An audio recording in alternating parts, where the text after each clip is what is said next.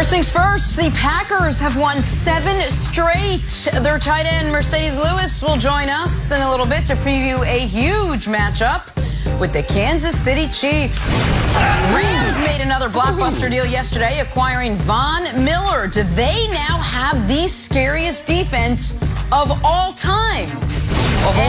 The door is open for Taysom Hill to start on Sunday, Nick. Yeah, it is. Your guy, Taysom. And with that, we say good Tuesday morning, everyone. First things first, Jenna Wolf, Nick Wright, Kevin Wilds, Chris Broussard. Yeah, Kevin. Taysom, give Taysom one more shot, Nick. Give him one more shot. They might actually make the playoffs with this guy this year. Oh, well, he's going to have more than one more shot. And listen, I like videos of, like seals on a tricycle. I like when people are out of their element. So anytime you get to see Taysom Hill play quarterback, it's exciting. You haven't seen the seal tricycle video, Wilds? Google it. It's outstanding. I like seeing guys do things that aren't natural to them. Yeah, it's true. Look it up. Oh, Nick. Monday Night Football. You won't have to look it up. Watch it right here. Giants, Chiefs at Arrowhead. Oh, that's a good This was an ugly one. Don't owe us, Nick. What should have been a get-right game for KC was a get-by game, as in they literally did just enough to get by a terrible Giants team. KC committed 12 penalties for 103 yards. The once unstoppable Chiefs offense turned it over multiple times for the 4th straight game. Patrick Mahomes, 275 yards, a touchdown, another pick. League-leading 10th of the season. Let me say it again in case I stuttered at all. League-leading. He leads the league, 10th of the season. Chiefs barely beat the Giants last night. 20-17 was your final. Here was Patrick Mahomes after the win. It's execution. I mean, I know I say it all the time, but we have guys open, and if we're on the same page, and me and the receivers with the routes, and then I throw it and hit the right spot, we can move the ball on pretty much any coverage. We have answers for versus everything, but that you've seen in every game pretty much that there's been times where we kind of stall out and we don't execute, or I throw the ball or I don't hit the right spot, or the receiver doesn't see it the same way that I do, or penalties or turnovers. So I mean, I know in this league it's kind of showing that it's kind of happened week after week these last few weeks, but I think we're going to snap out of it and we'll find a way to start executing, and then when we do, we'll be a tough offense to stop. If I didn't know any better listening to that, I'd have thought they actually lost the game. But, Nick, they won, and a win's a win. So I have to ask, were you impressed with last night's win over the Giants, I say in my upper register?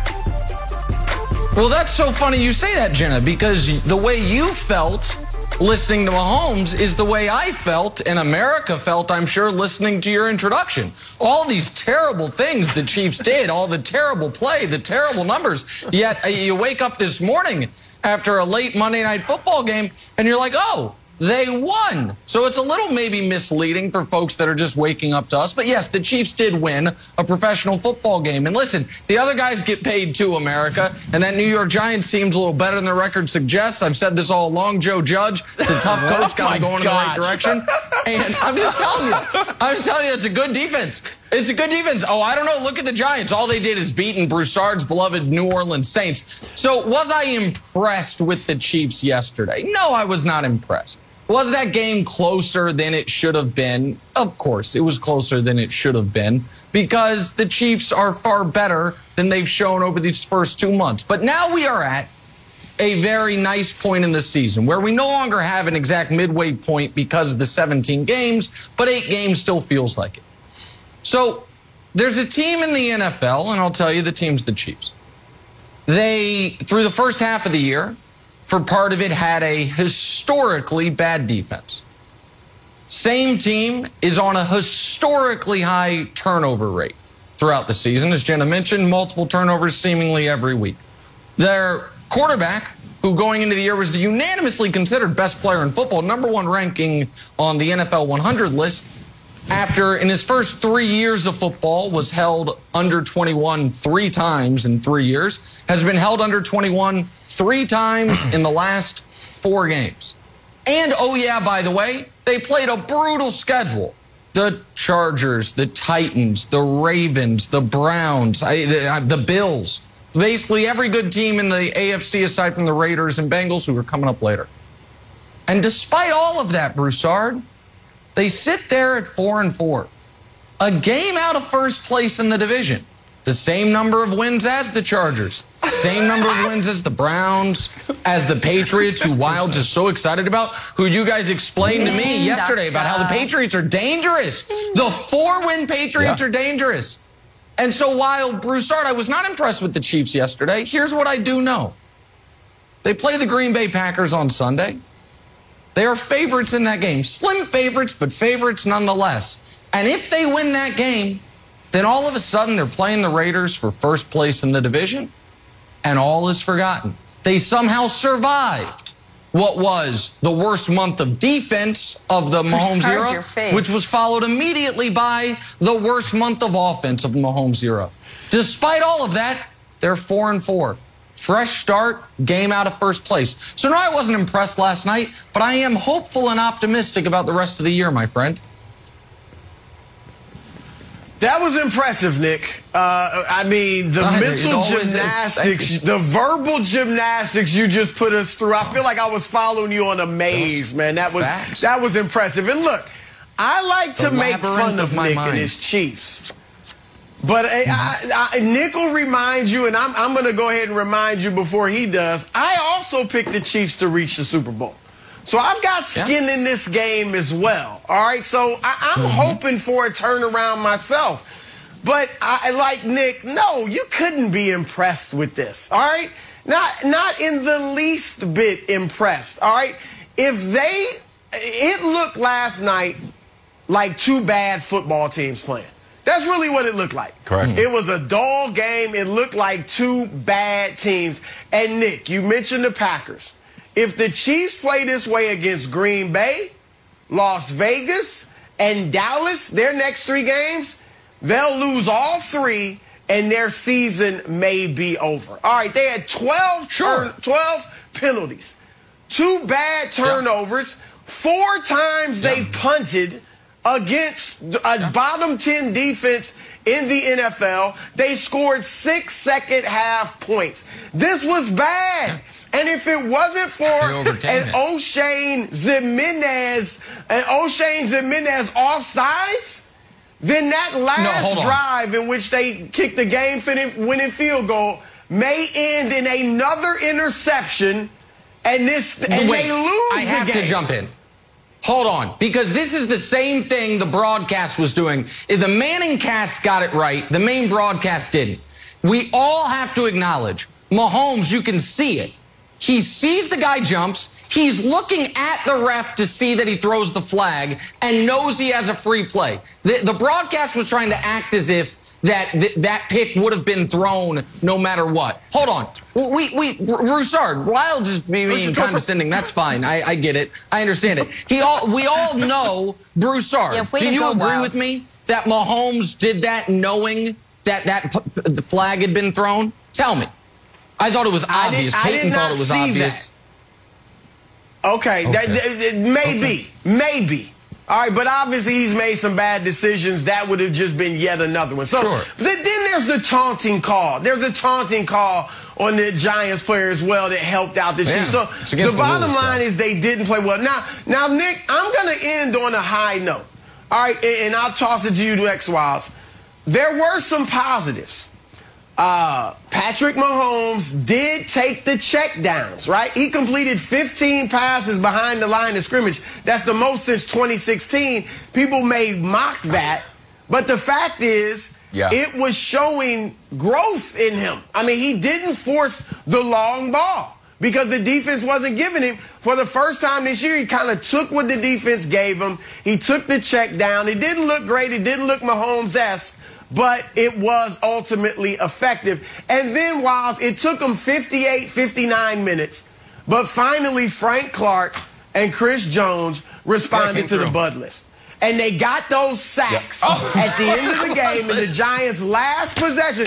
They thwarted what would have been maybe a game-winning possession or game-time possession. Or Frank Clark's first sack. So those are the positives, Wilds. I want to end on a good note. I know Andy Reid at halftime went in and showed the clip of the Bud list, and Frank Clark's like, ooh, we got to get to Daniel Jones. And just real quick, Nick, I wasn't trying to be sarcastic at all. I think that it was a free play for Mahomes. He obviously saw the flag, and he hadn't thrown an interception in about 90 minutes. So he's like, oh, free play. Let me get some interception practice. And he gave one to the Giants rather than look for Tyreek Hill down the field. You got to keep the interception arm hot. So here's the thing. You said something very interesting. You said that the Chiefs survived the game, and I think that is spot on. There's a difference between winning and surviving. That if you survive, if you're like swimming in the Atlantic Ocean, you didn't win the Titanic. You survived the Titanic. And Jenna, the iceberg continues to be the turnovers. If we can show our wonderful turnover graphic, the Chiefs are turning the ball over basically one out of every 4 drives they're on. Much more than the woeful Jets and Trevor Lawrence, who is out here treating the regular season like a Clemson practice, and our guy to another dreadful team.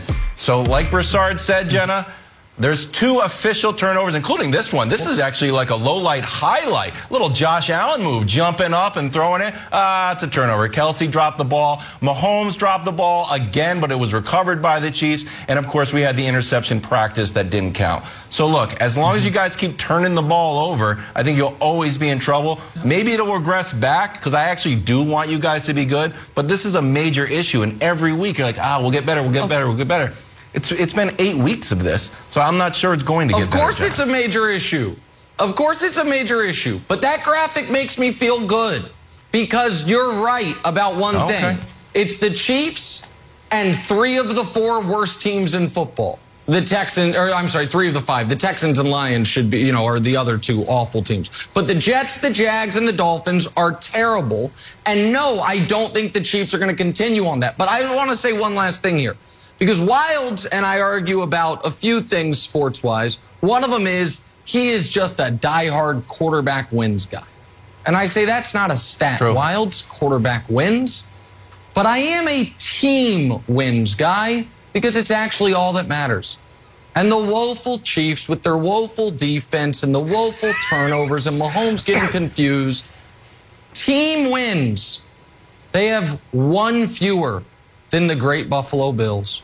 They have 1 fewer than the great Cincinnati Bengals, who were the hottest team, and the great Baltimore Ravens. In the whole AFC, there's 1 team with more than 1 win more than the Chiefs. It's the Titans, who, by the way, just lost their best player potentially for the season. So all the sky is falling, Pollyanna, oh my God.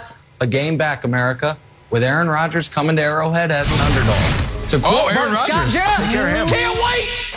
Can't wait. Here first. Chiefs are in the driver's seat. You also heard it here first. Nobody won the Titanic. 2 things you heard here first. We got to set football aside for now, talk some LeBron James. Is his start to year 19 the most intriguing storyline in the NBA this season? We'll tell you what we're talking about next. First things first. Nobody won Titanic. Sunday night, the Astros came back from a 4-run deficit. They forced a Game 6. They now head back to Houston, looking to extend the series again, while the Atlanta Braves just need 1 more win to clinch the title. It is Game 6 of the World Series tonight, 7:30 Eastern, only on Fox and the Fox Sports app. Time now for Drawing a Blank. Let's play, and we're talking the King. LeBron James' pursuit of a 5th title with this veteran-laden Lakers team got off to a bit of a rocky start, but LA seems to be figuring some things out. They've won 4 of their last 5, started something special potentially cooking in Hollywood. But Nick, the early season NBA storyline you find the most intriguing is blank. Yeah, I almost went with the Lakers and their immediate lineup changes, not starting a center, staggering LeBron and Russ's minutes. That's something to watch. However, thanks to Wild's beloved Boston Celtics, we have a much more topical story from last night. If you were watching the Chiefs' gritty defensive victory over the Giants, you might have missed this. The Celtics were up 14 going into the 4th quarter last night. They lost the game by 14. That's literally never happened in the shot clock era. Outscored 39-11 by the very, better than I expected at least. I know a lot of people liked him this year, with the first place in the whole league, Chicago Bulls. That sounds bad. It got worse after the game when Marcus Smart, said the following. I would just like to play basketball. You know, every team knows we're trying to go to Jason and Jalen. And every team is programmed and studied to stop Jason and Jalen. And I think everybody's scouting report is make those guys try to pass the ball. They don't want to pass the ball. And that's something that they're going to learn. They're still learning, you know, and we're proud of the progress they're making, but they're going to have to make another step and find ways to not only create for themselves, but create for others on this team. Oh, so there's that. Stat musing comes in off the top rope, and he's like, hey, by the way, Jaylen Brown, Jason Tatum, they never pass. Now, that stat's a little outdated because Paul George has since played, but it still remains. Of guys that take a bunch of shots, and by the way, Jaylen and Jason are 6th and 7th in the league in scoring, respectively, not a lot of assists. Here's my takeaway, Wilds, and I know I said your beloved Celtics, and that's probably unfair because they're just one of your 9 favorite teams in the NBA. You're a Knicks fan, you're a Blazers fan, you're a Sixers fan, a lot of teams. But you still have a soft spot in your heart for the Celtics.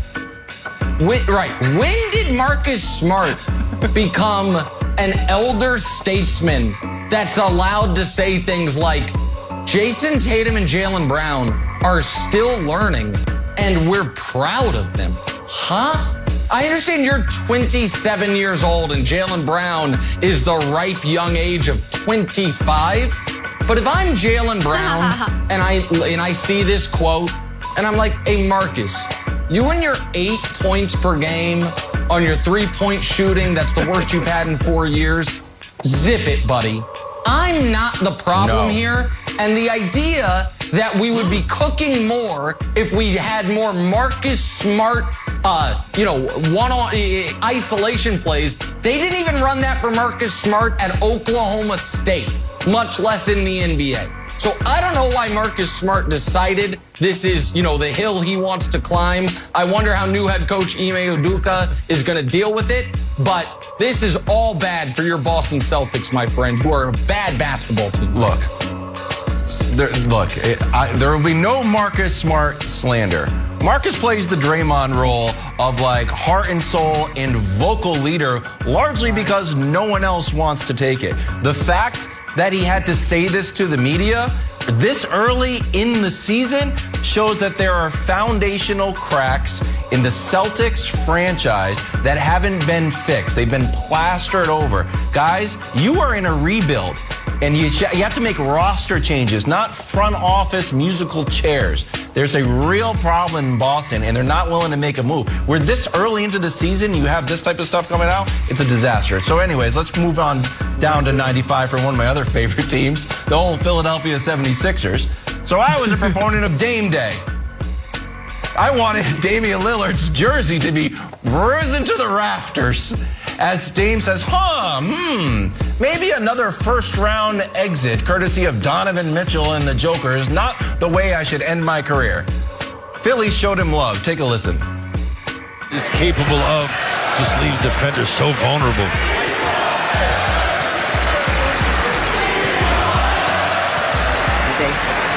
Chance going up here at the center. Did you hear those chants from the Philly crowd? I heard it. And you see the brother the glove. You show the brother some love. You know what I mean? It is. They show me some love. That was it. Broussard, Mr. Loyal to the Soil, is exactly that. And unfortunately, I'm taking all of my Dame to Philly dreams and hopes and digging a hole and burying them. I don't think Dame is ever leaving Portland. And I know he has said it countless times. But it took me this specific incident to say, you know what? Dame is never leaving. He's going to ride it out in Portland. And Broussard, I don't think he ever gets a championship, and I think he's okay with it. No, I think you're right. Look, he's cut out of that Allen Iverson, Russell Westbrook mold. Where remember, Iverson was like, I'm going to give 110% to win a championship here in Philadelphia, my franchise, my town. And if I don't win it, I'm good with it. Westbrook felt the same way in Oklahoma City. Now, their teams eventually traded them, but that may be the only way Lillard is moved. If the Blazers just decide, you know what, we're not going anywhere, we're going to send you elsewhere. And maybe they work with him to send him to a team that could compete for the championship, like a Philadelphia. But on his own volition, Wilds, I think you're right. And the interesting thing is he's struggling this year. 18 points a game, a career low, including his rookie season. He is getting a career high 8 assists. But Chauncey Billups, who you remember in Detroit, how'd they win the championship? Ball movement. He is doing more ball movement. It's not just Dame high pick and roll anymore. And Dame is adjusting to it. I think he'll catch on and get back to his greatness very soon. But yeah, Wilds, I'd love to see Dame and Embiid together. Don't think it's going to happen. My drawing a blank, though, you guys went negative. I'm going positive. And it is the Golden State Warriors resurgence. Have you been paying attention, America? Oh, people name the Jazz, the Lakers, the Suns, the Nuggets, all these contenders out west. Nobody said Steph and the crew. They're 5-1. What intrigues me is this legit? Is this real, or is this Washington, Chicago, New York leading the league early with their record? I think this is legit. Steph's playing great, leading the league and scoring 28.5 points a game. Their defense is 4th in the league in defensive rating. They're number 1 in assists with the great ball and player movement. If Klay Thompson comes back, and it should be December or January, 90% of what he used to be comes back from the Achilles injury, I'm putting the Golden State Warriors right there atop the Western Conference as a legitimate finals contender. And I love to see. I didn't say favorite yet. We'll see. But definitely a contender with a Klay Thompson who's close to what he's doing. Call it a contender alert. So the Warriors are on a finals alert? Contender alert. Yeah, there you go. Contender alert. Finals alert. Contender alert. Yes, it's an alert. The early part of the NBA season. Let's set that aside, talk some football injury news. Lots going on. Derrick Henry and Jameis Winston both on the shelf now. So which injury will have a bigger impact on the rest of this season? Talk about that next. First things first. Time to run the no huddle and talking some big injury news now. Titans All-Pro running back Derrick Henry is undergoing foot surgery this morning. 6 to 10 weeks, the timeline for Henry. Meanwhile, in New Orleans, Sean Payton announcing it is a torn ACL for Jameis Winston. He will miss the remainder of the season. Tennessee signing future Hall of Famer Adrian Peterson to fill the void left by King Henry, while New Orleans seems to be staying in-house with Taysom Hill or Trevor Siemian under center. So, Broussard, what do you think is the bigger injury, Derrick Henry or Jameis Winston? Well, Jenna, for me personally, I'm most devastated by Jameis going down. Look, on this show, it's been downright cruel. You guys have ribbed me, dogged me, mocked me day in, day out about my dark horse Jameis Winston MVP pick. Jameis was about to make a run. Jameis was about to make a run. Look, he was 14 touchdowns, 3 picks. I mean, that was impressive. They were 4-2. He was about to make a run. You'll just have to trust me. We won't see it. You'll just have to trust me. But overall, the most significant injury is clearly Derrick Henry. I still think New Orleans can make the playoffs. This is a team clearly that's won based on their defense, based on their run game. And Taysom Hill, if he stays healthy, he can fit right into that and dink and dunk and have the running game going. So they could still make the playoffs if Taysom Hill's healthy. Derrick Henry, on the other hand, obviously the entire Tennessee team and offense in particular was built around him. Ryan Tannehill, I know you love him, Wilds. He was your MVP pick. He's a good quarterback. But until he linked up with Derrick Henry, he was viewed as a disappointment, and some might say a bust, but I'll just go disappointment. So I don't think he can carry this team on his arm without Derrick Henry. Now, so they can still, Nick, you pointed out, they still can make the playoffs, but they had a chance to get to the Super Bowl, in my view. No longer have a chance at all. They are a playoff team at best. Well, let's stay on this for a second, Broussard, because I think short term, it's more damaging for the Saints. I think long term, it's more damaging for the Titans, and I'll explain it. The Titans are in the playoffs, America. They have 4 games left against Houston, Jacksonville, and Miami. If they just go 3-1 in those 4 and lose everything else on their schedule, that's 9 wins. That would mean the Colts would have to go 7-2 the rest of the way. So the Titans will be there, and Broussard, there's an outside chance that Derrick Henry would be back for the playoffs. So the reason I said long-term it's worse for the Titans is you do worry, is this the start of the carries catching up to Derrick Henry? We keep talking about, oh my God, it's unprecedented. Is this many more carries than everyone? This many more yards than everyone? And so is this the first injury of what could be multiple? And I saw a story yesterday about how once you have a Drones fracture in one foot, you're far more likely to have it in the other foot. So that's a concern for the Titans long term, even though they will guaranteed be in the playoffs this year. But the reason I wanted to stay with you on this for a second on Taysom is you can't drink this Kool-Aid as well, man. Now, maybe the Saints, because of their defense, will be able to fight and claw and scratch into the playoffs because the NFC only has 5 really, really good teams. But what Jameis was doing really well was avoiding the awful play. And Taysom Hill, on a higher percentage than any quarterback in football, his plays end in a turnover or a sack. He can't avoid the awful play. He rarely makes the big play.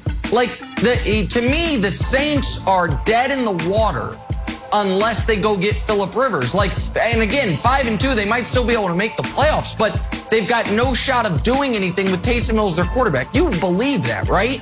You're not buying that Taysom Hill could be a legitimate quarterback in this game.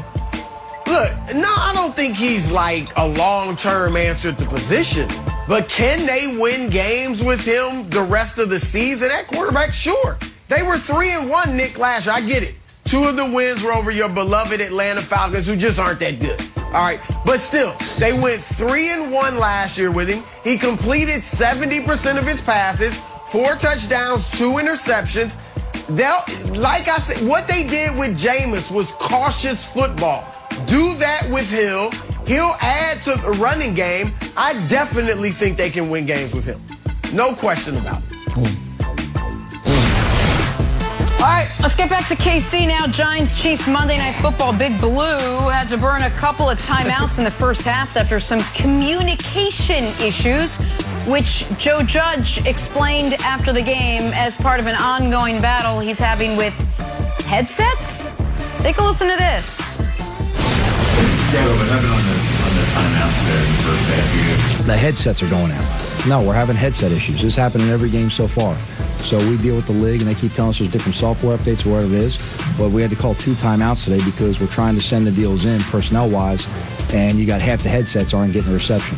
Every single stadium this year, home and away, I've had issues personally. Is that your staff? Look, I don't know. Look, I don't want to make this all about headsets. We have things. I'd say this. Whoever's in charge of it, whoever the guys who, look, Jordan, I don't know the exact answer on if that comes more through the league or us exactly, but they better fix it fast. Again, look, I don't want to make this about the stupid headsets. That's not what this is about. Yeah, I mean, that wasn't the factor in the game. We got to do other things on our own to make sure we have success. Wilds, your guy, Joe Judge, the gift that keeps on giving this season. Spends a lot of his post-game time blaming malfunctioning headsets for the Giants' timeout issues. What'd you make of it all? Oh, my goodness gracious. Here's what I make of it. If you are from the Belichick coaching tree, the one thing that no one takes away is you don't need to say anything to the media. You can just get up there and say, what was the issue with the timeouts? We lost the game. That's the issue. You don't have to say anything. Brian Flores, you don't need to talk about Deshaun Watson at all. You don't have to talk about your headsets at all, and then try to admonish some nefarious person that is in your messing up your headsets. It's week 8. They better get it quick. They better get it fixed quickly. It's week 8, dude. Season's halfway over. Broussard, if I'm late to the show and I say, look, I got a tire issue. Nick Wright has been slashing my tires. He's slashed my tires for 8 weeks. I don't want to make it about Nick slashing my tires. Don't make it about Nick slashing my tires. We're going to make it about Nick slashing tires. It's an excuse. Look, I come out every day for the last 8 weeks, and I see 4 pocket knives in my tires. But that's not what it's about. Broussard, this is mind-boggling to me that Joe Judge has not taken another page from Bill Belichick's book and said absolutely nothing. I'm going to give you love, Wilds. You are a bigger man than Joe Judge. Because you don't come on national television. You haven't even done this in a Zoom meeting that we have after the show. And you have microphone issues like twice a week, at least. Maybe 3 times. You have yet to say, it's the microphones. It's the microphones. I don't know what's going on. We've talked to, Fox. They got to get these mics right. You accept that. I keep hitting my mic. It's my fault, all right? So I'm going to give you love for that. You're a bigger man than the New York Football Giants head coach.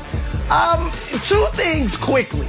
Number 1, if it's a league issue, why are you the only team that has this issue, right? Has anybody else complained about this? Maybe I'm missing somebody. You're the only team. Number 2, if it's a Giants issue, to your points, Wilds, it's been 7 games, now 8, and you didn't get it fixed. Now all of a sudden there's urgency. We got to get it fixed right now. This is not going to play well, Nick, in New York. This will not play well in the tabloids in New York. Trust me. Yeah, listen, Wild's total abandonment of Joe Judge is one of the sadder things I've seen on this show. I mean, he was the Joe Judge's only fan, and now he's mocking him mercilessly. Let me defend Joe Judge a bit here, Wilds. You mentioned what he's learned from Belichick. This is one of those examples of the Belichick coaching tree almost having it right.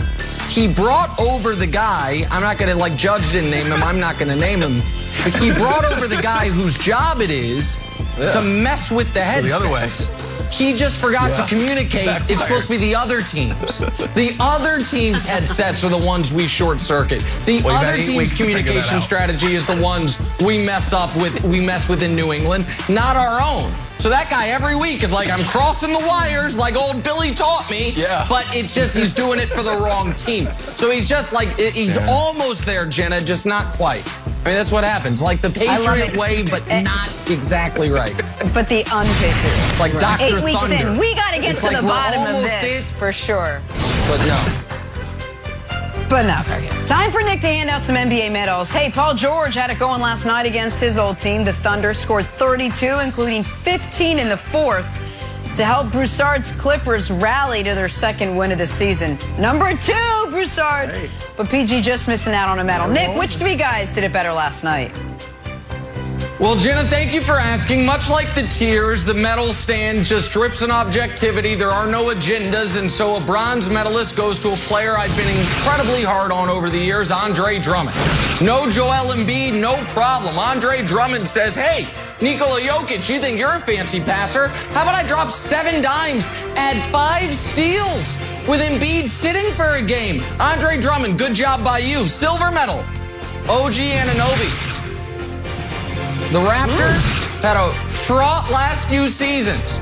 OG Anunoby once upon a time looked like a building block piece, trying to get back to looking like that. 36-6 as they bing-bong right on the Knicks' head and get a victory in Madison Square Garden. And the gold medalist, the Chicago Bulls and DeMar DeRozan. How's it going to work? LaVine, DeRozan. Who's going to take shots at the end? DeRozan says, I am America. 37-7, 75% shooting as the Bulls turn a 14-point fourth-quarter deficit into a 14-point fourth-quarter win. There is the medal stand yesterday. from the NBA Broussard. It is a perfect, impeccable medal stand, if I don't say so myself. No, it's not, Nick. Poor Seth Curry. Poor Seth Curry. Look, his brother's one of the greatest players of all time. His brother's got 3 championships. His brother's got his own sneakers. He gets no love.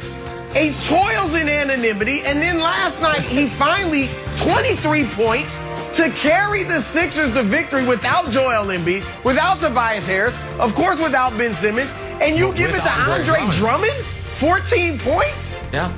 Seth Curry should be on that stand. That's all I'm saying. Filled up box score. Hey, Wilds, who missed the cut? Well, you know, we're your favorite morning show, but we're also Serbians' favorite afternoon show. Happy afternoon, everyone in Serbia. Well, that's why I'm putting the Joker on here with another amazing pass. And Nick Wright may have called your MVP the worst MVP in the history of the league, but don't forget, I put him on Miss the Cut, and Broussard actually voted for him. So, Serbians, you're welcome. Yes, I did. Proudly. I said the worst MVP since Dave Cowens. Get it right. Go ahead. You're always ripping Dave Cowens. We got Packers tight end Mercedes Lewis joining us next. Green Bay's won 7 in a row. We're going to ask him what's working up there in Cheese Country. That's next. First things first. Back talking the Green Bay Packers here. First things first, sitting at 7-1, coming off a big win Thursday night in Arizona. Aaron Rodgers was without some of his top wideouts in that game. One weapon he did have, tight end Mercedes Lewis, in his 4th season in Green Bay, but his first morning chatting with us. So basically the same kind of notoriety. I love it. Mercedes, thanks so much for getting up and hanging out with us this morning. So you guys go and you lose your first game, then you rattle off 7 straight after that, including, like I mentioned, a really impressive win over then unbeaten Arizona. What do you think is clicking for this team right now so far, especially the last couple of weeks? Well, I think, you know, everybody is really close in this locker room. And, you know, obviously, you know, we won 7 straight, but we still haven't found our best game yet. And I think that's saying a lot, knowing that there's still so much more out there for us to get as far as cohesion and making sure we are where we want to be when it's time to get to the playoffs. So still a lot of work to do, but I think that's what makes really good teams. Mercedes, I want to look back for a moment because obviously your team and your quarterback were a huge subject of conversation going into the year. And then Aaron had the press conference that, at least in sports media circles, pretty famous press conference where he kind of lays out everything. And I thought it was really noteworthy that he, in that moment and since then, I think has made every effort to, every time he steps to a microphone, talk about how much he loves his teammates, how close the guys are. And you just mentioned how close the locker room is. And so while you're watching from afar this offseason, this all play out, I'm curious what you're thinking if you were wondering, wait, is Aaron going to be back? And if after that press conference inside the locker room, that was all put away for the season? Well, I think, you know, obviously me and Aaron are pretty close, and, you know, we lean on each other for certain things. You know, and he kept me pretty locked in as far as in the offseason and things like that, and, you know, letting me know what he was thinking. While everybody else is trying to figure it all out. But there was a little piece of me trying to figure out if he was going to, you know, report to camp. And, you know, when I got to Green Bay and walked into the training room and started my physical, I saw 12 with this little smirk on his face. And I knew at that point everything was going to be great. And, you know, like you mentioned, as far as like the love we have for each other, just as a football team, it's just all about gratitude and understanding that, you know, it's a privilege to play in this league. You can't take nothing for granted. And so I think, you know, not just the game, but practices, meetings, that's just the vibe around the building. And, you know, it might have been just what we needed to just shake everything up. So he's definitely been, you know, a blessing, obviously, for as long as he's played this game and at such a high level. But he's like an extra coach on the field. So it's really good to be around him. Mercedes, Jenna mentioned the tough opening game loss to New Orleans, obviously started the season badly. But looking back, the 7 wins since then, Was that actually maybe a good thing for the team? Was that a wake-up call that you guys kind of needed? Yeah, well, you know, you'd rather that stuff happen like at the beginning of the year. And, you know, I want to say that was like our preseason game. You know what I mean? Like, right.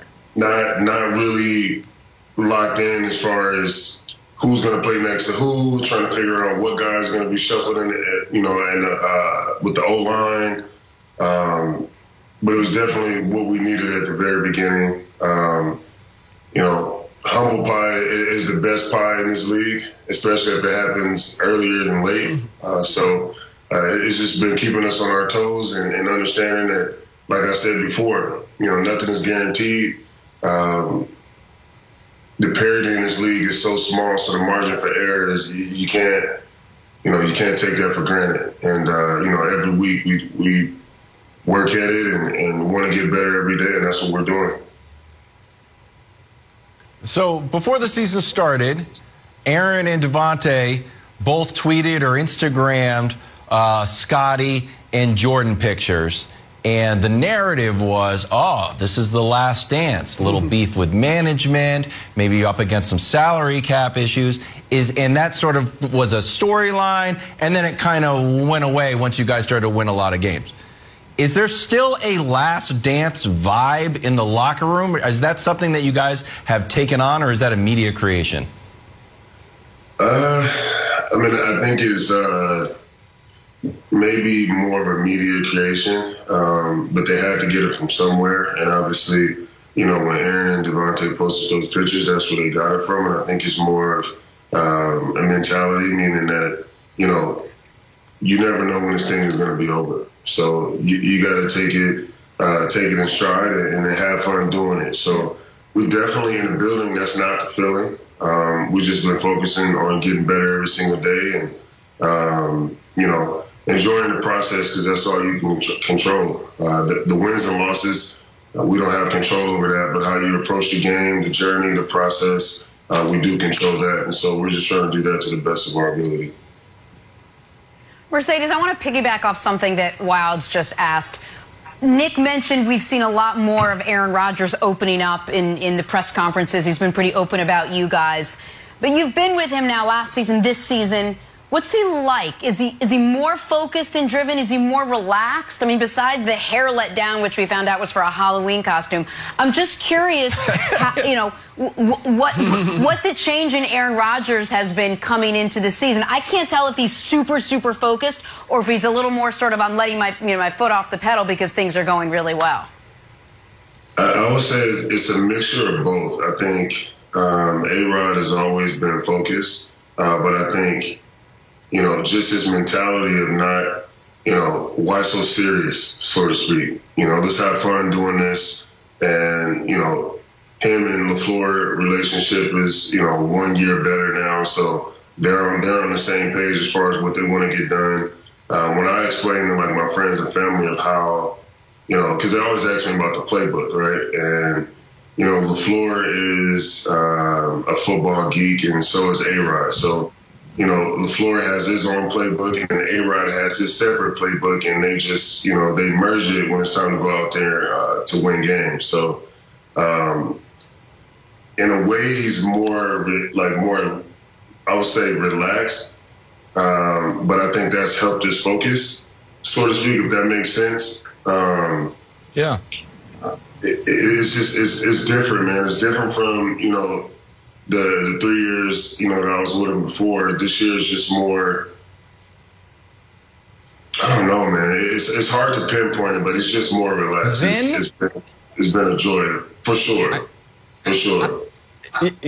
Yeah, I think the word that he's used at least once is zen, and I'm not really totally sure what that means. That's kind of like work smarter, not harder. I don't know exactly how that works, but it sounds good. All right, speaking of working smarter, I'm not going to tell you how you guys should approach the Chiefs game. What I am going to tell you is, first half of the year, you lost 1 and then won 7 in a row. So some would argue it'd be smart to just lose the next one and then reel off another 7 in a row. It's an out-of-conference game. You don't really need it. You know, you guys already have the long week. By the way, the NFL, you guys played Thursday, right? And the Chiefs played last night. You guys play each other Sunday. Just strikes me as a little unfair. I don't know. Mercedes know better than me. Now, my fellow panelists here all think the Chiefs stink. Turn the ball over a ton. Mahomes can't throw anymore. Defense awful. I'm curious, in Green Bay, how are you guys looking at, the very mediocre, turnover-prone, beleaguered Kansas City Chiefs as you head into this matchup? I mean, you guys saw our schedule coming into the year. They tried to give us all the juggernauts on our schedule. And so, with that said, we prepare for every team the same. We understand that, when the Chiefs are at their best, the problems that they present, and that's the Chiefs team that we're preparing for them to be explosive as they have and let the chips fall where they may. And, we're looking forward to the opportunity. Obviously, you got Mahomes over there. A-Rod is always excited, when he's playing against Mahomes and, and just playing in that stadium in general. I mean, that's what football's about. So it's going to be a great game. I look forward to the opportunity, and let's see what happens. Mercedes, enjoy the extra rest going into that game. No, it's not better. Do your thing. Just the numbers. You the guys numbers do just you tell guys. You. Just win 7 in a row after. Thank you, Mercedes. Thanks so much for getting up and hanging out with us this morning. And good luck Sunday in Kansas City. Of course. All right, we're back. We're talking some Von Miller now. Rams went out and they added another piece to that already loaded defense. Are they bordering on the scariest defense of all time? We discuss that next. First things first. That was great. First things first, we're back here with three-time Pro Bowl linebacker LeVar Arrington. Blockbuster move in the NFL yesterday. Broncos sending 8-time Pro Bowl pass rusher Von Miller to the Rams for a pair of draft picks. For the Rams, no secret, they are all in, going for it this year as they sit at 7-1 and try to follow the Bucs' lead, play in the Super Bowl in their own stadium. Von Miller was emotional before leaving Denver, understandably so. Been his football home for a very long time. Take a listen to this. I've always been a team guy. I've always been a great teammate, and I'm going to continue to do the same thing. And you hope to be able to play right away? You were close last week? I was close last week. I hope to be able to play this week versus the Titans on Sunday night. So. Will you always have Super Bowl 50? Will that be? I always have Super Bowl 50. Seeing the pictures when I was walking out, it just made me tear up. But we always got Super Bowl 50. I always got Broncos country, and keep going. Is there hope then, as this thing you saw with Peyton last week, that someday there's a bow that ties where you're Ring of Famer, Hall of Famer? 100%. That's what it's all about, for sure. Was that the most gigantic microphone you've ever seen? All-Pro corner Jalen Ramsey, very giddy on Twitter after hearing you see the size of that thing? After hearing the news of the trade yesterday. All right, LeVar, how does this trade impact the already stacked Rams defense? Wow, I mean, a healthy Von Miller is still a top 3, top 5 pass rushing threat in the National Football League. You already have the most dominant football player on the defense, and maybe even in all of football on that defense, in Aaron Donald. And then you have one of the most dominant corners in the game in Jalen Ramsey. You have now basically added a triceratops to your defensive front where if you're triple teaming Aaron Donald and still having issues, now you add Von Miller, who in a one-on-one or a double team scenario is virtually unblockable, just like Aaron Donald. You are going to have to now transition, possibly in theory, to double tight end, which they call 12 personnel or 22 personnel, the first number being how many backs, the second number being how many tight ends. You are going to have to max protect in order to be able to keep your quarterback safe, thus leading to who you're showing right now in Jalen Ramsey. And this defensive backfield is pretty talented as well, Jalen Ramsey being the stalwart of that unit. These balls are going to have to come out quick. They're going to have to come out fast. So now you're going to see a more opportunistic secondary for the Rams as well. And you should be looking at a defense that actually starts to rack up more turnovers, just basically process of elimination by the amount of pressure that these guys are going to put on quarterbacks. Yeah, and listen, if you're the Rams, if we were to do, the all-decade team of the last 10 years, you right now probably have the number 1 D tackle, the number 1 outside linebacker, and the number 1 corner. And D tackle and corner are still in their primes. And as LeVar said, if Von Miller's able to stay healthy, he's still an excellent, excellent player. By the way, I love the trade for the Broncos. The Broncos were going to lose Von Miller this offseason and get a compensatory pick.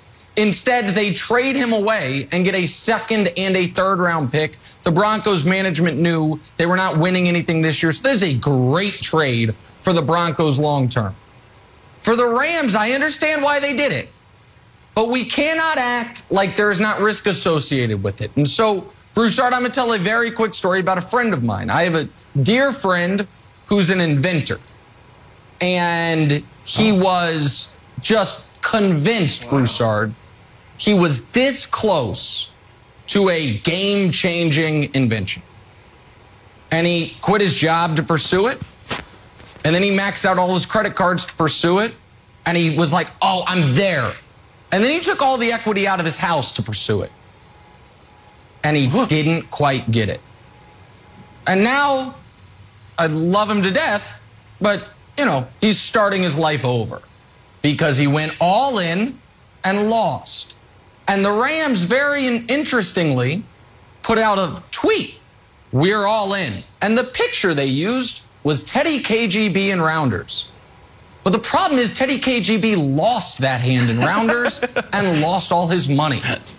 And so, LeVar, I'll throw to you quickly.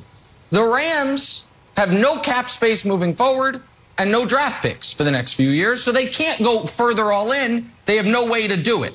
If they don't win the Super Bowl, they have really, set themselves back with the moves of the last few years as far as being able to be consistent contenders. If they win the Super Bowl, LeVar, then who cares? But they are more all in than any team I can ever remember in the NFL.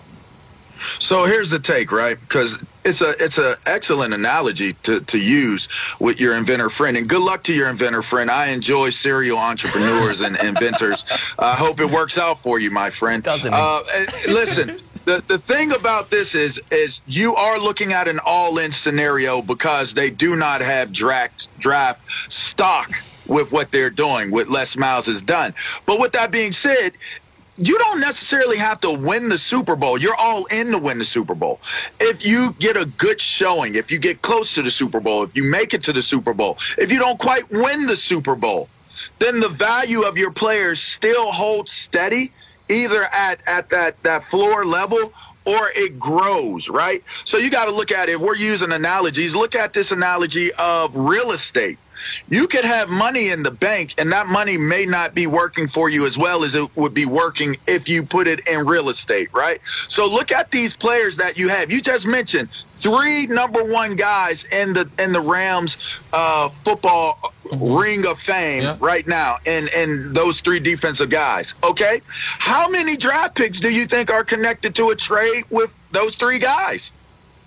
That's where your value is. If you're winning, you have those stalwarts. If you're winning, who else emerges as a star within this group of football players? So now your trade value, because if you win the Super Bowl, you're not changing your draft status anyway, right? So it does not help you other than to maintain the value of the players you have on your roster. Is that a Sam? Is that a Matthew Stafford? Is it a Aaron Donald? Is it a Von Miller? Is it a Jalen Ramsey? Do you get rid of these guys and get those picks back now that you got your Super Bowl? It doesn't happen the way it happens in Tampa. Everybody isn't coming back. It isn't the dream scenario every single time to get all of the players back from a Super Bowl run team. And in fact, you want to get that value from those players while it's at its highest, Chris. No, I hear you, LeVar. And I'm with you on the Rams improving themselves with Von Miller. That was a great breakdown of their defense. Nick, I have a sneaking suspicion, first of all, that this inventor friend of yours is fictional. All right, maybe I'm wrong, but that's just a sneaking suspicion. Okay, no, that's number one. How many people know inventors? I mean, really. But beyond that, you never heard his name. I'm all down for being all broke now. I'm all down for being all in. All right, you have a very small window to win a Super Bowl, and the Rams are right there. They are very close. They got a great offense. They feel like they got a much better quarterback than they had the last time they were there. And now you strengthen the defense. Von Miller, if healthy, will be better playing with Aaron Donald. And Donald, believe it or not, will even be better because now they got to worry about Von Miller. So I think this is great for the Rams. And, Nick, they have been very good at late-round draft picks, or any second, third-round draft picks. Darrell Henderson, Cam Akers, Van Jefferson. But they're out of those now, too. They know what they're doing. Well, that means they'll be good in the fifth round. They already traded a first. Fifth rounds, too. Okay, yeah. They'll be okay. Look, go all in. All right, they've been to the Super Bowl. They don't want to just get there. They are in it to win it. I like it. Had Green Bay had this mentality for the past decade with Aaron Rodgers, maybe they'd have more than one Super Bowl with him. Yeah. How about that? I like that mentality. How about maybe that? Like Teddy KGB. Or eating his Oreos. Or call Nick's inventor friend. Call his fake inventor friend. Thanks, LeVar. Yeah. He's available. Odd jobs around the house. Set football aside for now. He needs a job. Talk some Lakers now. Is LeBron's pursuit of a fifth title the biggest storyline in the NBA so far this season? Ask these guys next. First things first. Here we go, guys. Game 6 of the World Series tonight. Regular motion.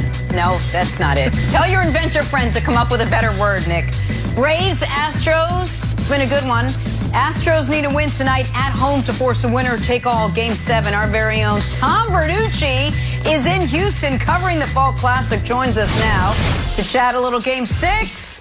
Tom, good morning. It's great to have you back. When you are here, exciting things are happening in baseball, so we are very excited to talk to you about it. All right, Max Fried going for Atlanta, Houston's Luis Garcia. Let's start right there. Who's got the edge in the pitching matchup tonight? Nobody. Have you been watching these postseason? Like, starting pitching doesn't matter anymore. They're like the NFL quarterbacks back in the day who just are game managers, right? Just don't lose the game. Because all of these games go through bullpens, especially the way the Braves run it. And the bullpen's been great, no doubt about that. So Max Fried has been a little shaky his last 2 times out. He's actually run away from his fastball against the Astros, who they crush fastballs. So his job is basically, I hate to say this, but about 4, maybe 5 innings and turn it over to the bullpen. Just don't put up a big number early in the game. Garcia's pitching on short rest.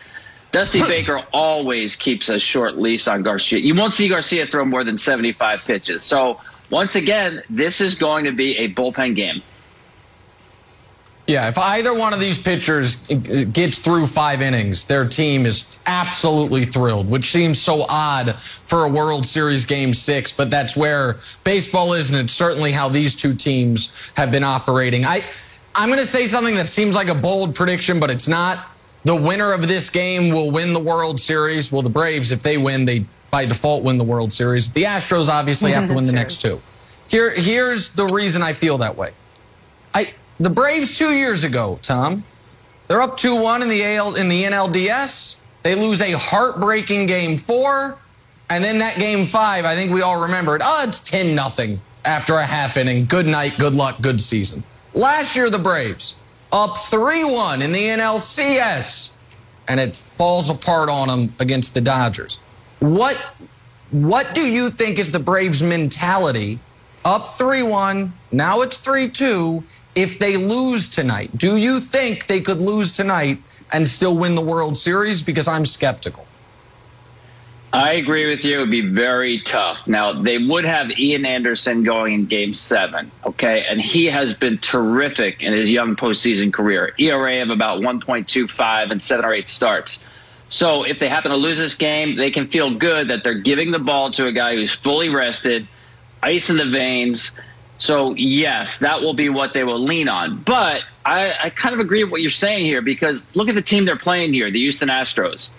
This team is battle-tested beyond anybody else in today's game. Facing elimination the last 5 years, the Astros are 8-3. You saw that in Game 5 in Atlanta. They fall down 4-0. Then it's 5-4. They came back from 2 deficits facing elimination. And, oh, by the way, look at the guys who stepped up. That entire infield, Gurriel, Altuve, Correa, Bregman, they've played 1 million postseason games together. Veteran guys stepping up in the big moment, and now they're back in their home park. So the Astros, we knew they were going to be a tough out, right? Now with a little bit of momentum and maybe swinging the bats a little bit better, certainly Correa and Bregman did in Game 5, that task becomes even difficult if Atlanta lets Game 6 get away, and they've got to stop this train that the Houston Astros look like they're becoming. Tom, if the Astros do come back to win this championship, what would it mean for their legacy? You know, obviously, their last title is a bit tainted. They'd be coming back from a 3-1 deficit. What would this do for them historically? Yeah, I think this gives them kind of another narrative, gets people off the garbage can a little bit. Listen, the garbage can is never going to go away. We'll be talking about that 50 years from now, that this is what the Astros did in 17. But at least there's a second paragraph here that says, you know what, these guys were so good. They went to 5 straight LCSs, and they won a championship in an era when there was a major crackdown on being able to steal signs. So I think maybe they don't need this, but I think this group needs to change the narrative a little bit. Again, they're not getting redemption. You know, they're not putting what happened in 17 away. That will never go away. But I think the respect this team gets for how talented they are, especially playing in the postseason environment, that goes to another level if they come out with another win. Tom, when I was watching the Astros beat up on my Red Sox, the narrative was this team has too much firepower, and they just keep coming and coming and coming. Now, there was an article in the Times today, and I want to shout out David Waldstein, this is where I got it from. So the top 5 Astros batters are batting 139. Do you think that is because the Braves pitching is so good, or that the Astros are just in a little slump and they're due for a big breakout? I think it was a little bit of both. I love the way the Braves had pitched then. They'd gotten really heavy with sliders and cutters. And again, I go to that bullpen. They've been just terrific the whole postseason. But here's something where it may change, guys. You saw a little bit of this in Game 5. It reminds me a little bit 2016. Cubs were down 3-1 to Cleveland. How did Cleveland win? With their bullpen. It was terrific. But when you get in a 7-game series and start getting to the back end of the series, now you've had a lot of looks at those relief pitchers. You saw that in Game 5. A.J. Minter had given up 2 hits all postseason on his cutter. The Astros got 3 in 1 inning in Game 5. So they're starting to see the break on these cutters and sliders over and over again, and I think they're adjusting the longer this series goes. That's the thing that I'd look at, because in 16, if you remember, the Cubs started adjusting on Brian Shaw, Andrew Miller. They jumped them in Game 6 and Game 7, came back from 3-1. So I think to this point, yeah, Braves pitchers have had the upper hand on the top of that Houston lineup, but I saw something start to change in Game 5. Let's see if it carries over into 6. Tom, we spent a lot of time on the Astros. I do want to ask you a question about the team that's leading the World Series in the Atlanta Braves. I know the Braves reinvented their team somewhat at the deadline, but also, I mean, this team was a game under 500 at the break. They were on August 1st, I believe, 52-55. Ronald Acuna might be the best player in baseball. I know Mike Trout fans think that title is never eligible. He might be the best player in baseball. He also is injured. How shocking of a champion would this be? I remember the Cardinals like a decade ago maybe a little longer, won a World Series in like an 83, 84 win team that seemed out of nowhere. Like in your, career covering baseball, would this be one of the more shocking champions that you've seen? Yeah, I mean, you can go back to the 87 Twins, the 06 Cardinals, teams that were winning 80-something games in the regular season become just beasts in the postseason. That's what these Braves have been like. They kind of came out of nowhere, as you mentioned. They didn't get over 500 until the second week of August. I mean, no team got to the World Series doing that. But what it is, Nick, it's a lesson of how long the season is, and you kind of alluded to this in the additions that they made, right? Acuna goes down. They were trying different outfielders. They wind up with Peterson, Rosario, Duvall, Soler. These guys, they literally have hit more home runs than any additions for any World Series team ever. So they added not just a little bit of help, but a lot of help. So that team that we saw through August, or at least the first week in August, is very different than the team we have in this postseason. It's a reminder to me that when you get to the trade deadline, if you think you're good, you better go get more. Now, the Braves weren't, they were, let's face it, a little mediocre at the deadline, but they kept adding. And they're not here without those additions. I could say the same maybe about the Houston bullpen and the relievers they got. But, yeah, we look at the regular season for the Braves. This is a very different team playing postseason baseball. And, by the way, playing American League rules in Minute Maid Park, I think, is an advantage for the Braves because all four of those guys are in the lineup tonight, whereas obviously in the National League they had to sit one of them. Tom, I've heard some people say that the Astros and Braves aren't as analytically driven, at least in terms of the way they manage the game, as a lot of other teams in the league. First of all, is that true? And secondly, if that's the case, could that change the way some of the other teams around the league manage their teams? Yeah, that's a really good point because I think they both obviously every team relies on analytics to some degree, and they do. But I think the difference here is when you have managers like Brian Snitker, who's 66 years old, Dusty Baker, who's 72 years old. I think they have the leeway to get off the script, whereas a younger manager might not. In other words, you go into a game knowing what matchups you want. You understand how you want to arrange your bullpen usage throughout the course of a game. And then you know what? The game happens and things happen and you have to adjust to it. And I think these two guys have a little more leeway. I don't want to say to freelance, but to kind of improvise as the game goes on and get off the script a little bit. So they're using numbers. There's no doubt about it. You can't play the game without doing that. But I think these two guys have seen so much baseball. They also trust what they see in the course of the game and make the adjustments. So maybe the pendulum swinging back a little bit so that experience is now revalued again so that you can lean on all these years in baseball to make a decision rather than just looking at the sheet you had prepared before the game and we're going to go with this formula to get through 9 innings. That's a good point, the experience factor. Tom Verducci, always great. Thank you so much. Enjoy the game tonight. We will be watching. Thank you. I know Tom said starting pitching maybe is not the most important factor, doesn't factor in, but Max Fried is on the hill for Atlanta. Luis Garcia is going for the Astros. The baseball world will be watching. Braves-Astros Game 6 of the series tonight, 7:30 Eastern on Fox. Back to our top story now. Mahomes and the Chiefs escaped last night with a win over Big Blue, but is Mahomes right that the Chiefs will indeed snap out of their mid-season malaise? We're back after this. This is first.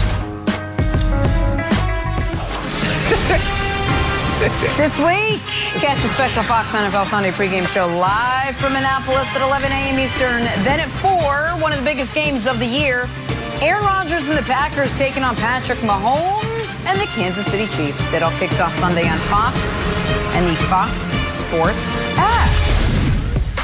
All right, Monday Night Football last night, Giants-Chiefs. This one at Arrowhead, and this one was ugly. What should have been a get-right game for KC was a get-by game, as in they literally did just enough to get by.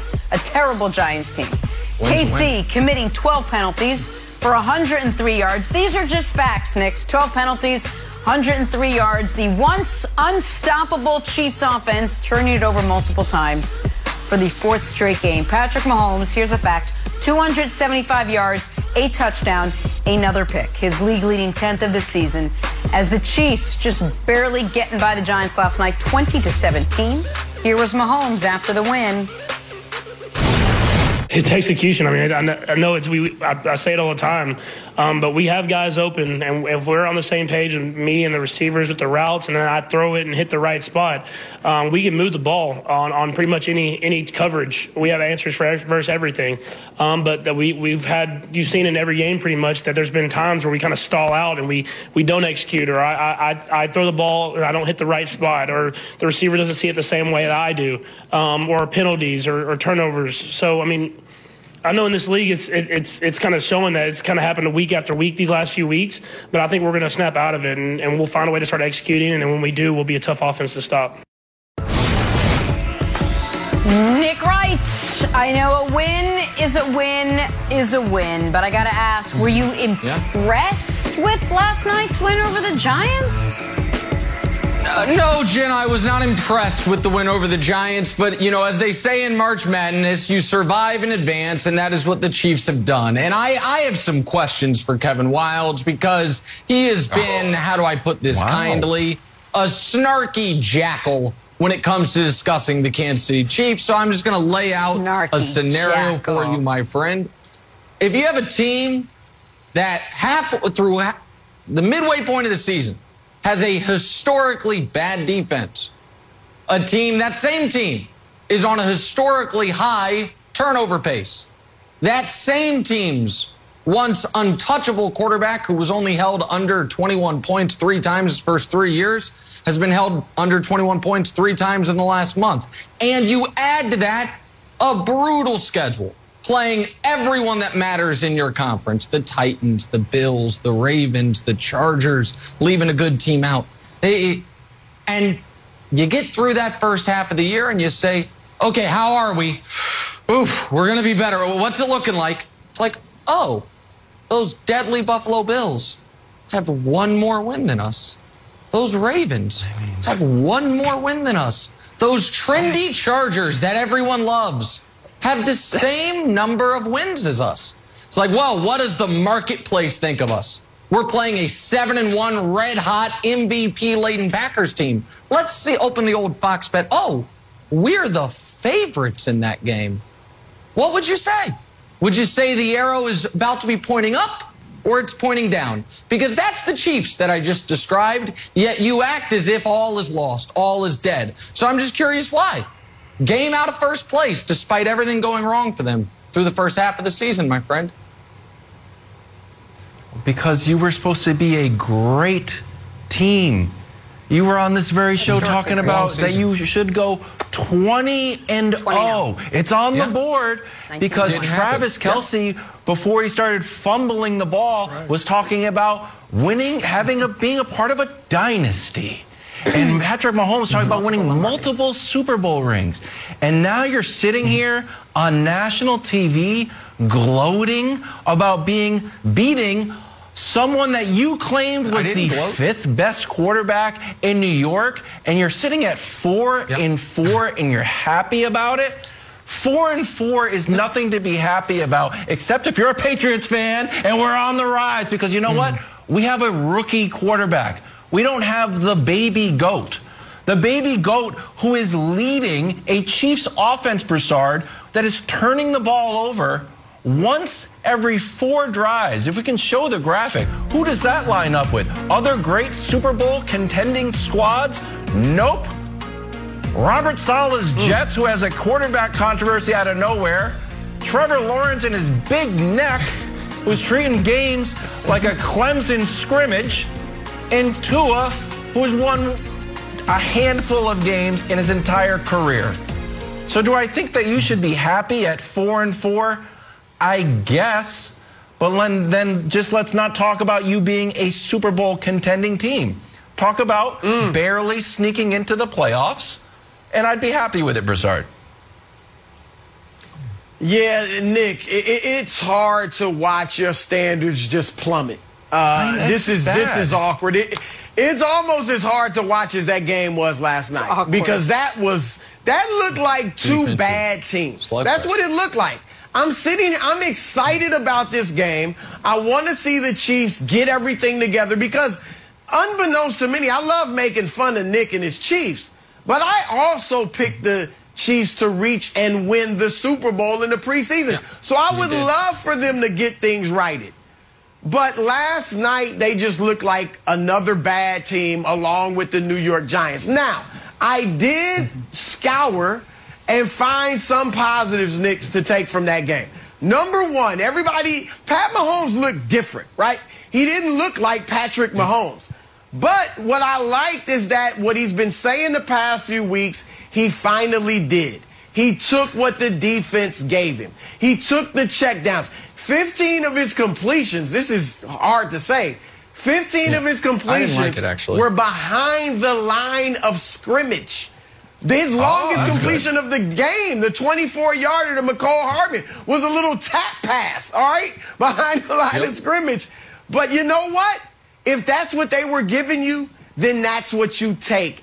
And the more he does it, the more defenses will have to adjust, and then it will open up the deep ball again. So that's one positive. The second, Frank Clark, Chris Jones, it took them 58, 59 minutes, Nick, but they finally responded to the Bud list. All right, and I like that they did. They got sacks. Frank Clark got his first sack of the season, and just coincidentally, I guess, after he's on the Bud list. And then Chris Jones finally woke up and got a sack. And those were important sacks, Nick, because they stymied that late drive that the Giants were trying to put together to win the game. So there are positives to take from it, my friend. Okay, all right, so let me say, I want to adjust your guys' eyes for a moment, because you guys keep saying ugly game, ugly win, because you're looking at the Chiefs like a team that's carried by their offense. The offense struggling lately. Can we show something? Can we show the graphic? Listen, these are just the numbers. The Chiefs, I'm just showing you the numbers. Look at that. Fewest points allowed from week 6 to 8 in the second half in the last 10 years. Second best behind that Patriots team, Wilds. Stephon Gilmore, Defensive Player of the Year. But week 6 to 8, second half. Those are just the numbers, America. Chiefs defense all of a sudden. But Wilds, here's the problem with what you tried to frame it as. You said if I'm gonna lower my standards. You're right. The Chiefs aren't gonna go 20-0. I was out over my skis on that. But they play in the AFC, my friend. And I'm just curious, aside from the Buffalo Bills, is there a team in the AFC that right now, fervently, deep in your bones, you can say is better than the Chiefs? The Titans without Derrick Henry? The Chargers who are falling apart? The Ravens who have one more win, and the Ravens and Chiefs played each other, and it was a 1-point game? The Bengals who just lost to the Jets? Who is the team? I'm just curious, other than the Bills, that definitively has been better than the Chiefs, Wilds?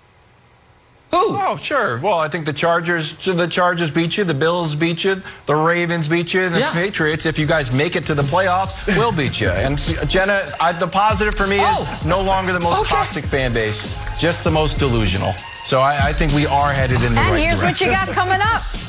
And you get the Packers coming up. Skip and Shannon keep the conversation going. Talk about what's going wrong with Mahomes. Undisputed starts right now.